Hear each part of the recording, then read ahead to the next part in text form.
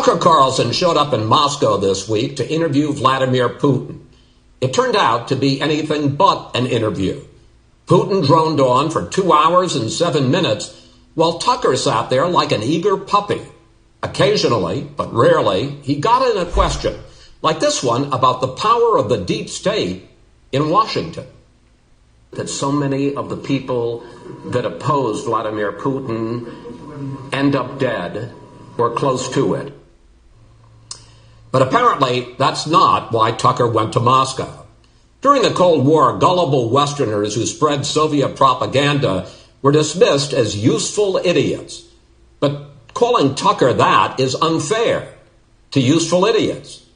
No, he's made a cynical decision to chase MAGA's affection for dictators.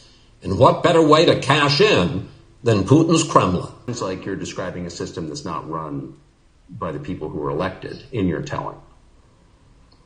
Именно так. That's right. That's right. But more telling than what Tucker asked is what he didn't ask. Nothing about why Putin invaded a sovereign country. Nothing about targeting civilians.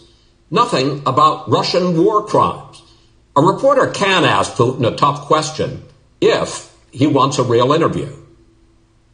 Do you fear that if Donald Trump gets back into the White House, that he will essentially give Putin the green light to invade a NATO country? Is that a real prospect that Americans should be worried about? I wouldn't say it that way. I am concerned. I think it's likely that if he returns to the White House, he will completely cut off support for Ukraine. And that will begin the slow collapse of the alliance behind Ukraine and lead to their increased vulnerability against Russia.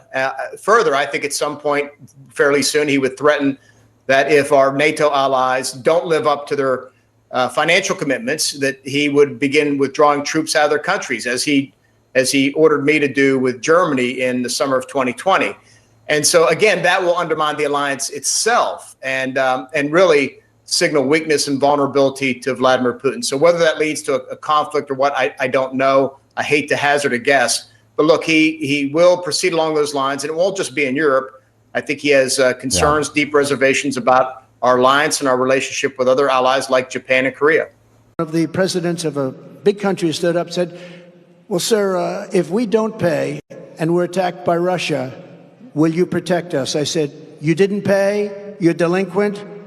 He said, yes, let's say that happened. No, I would not protect you. In fact, I would encourage them to do whatever the hell they want. You got to pay. And she comes over to see me at Mar-a-Lago. Sir, I will never run against you. She brought her husband. Where's her husband? Oh, he's away. He's away. What happened to her husband? What happened to her husband? Where is he? He's gone. He knew. He knew. But no, think of this. Think of this. I will never run against you, sir, but it's all over tape. We've got like 19 the great Dan Scavino. He made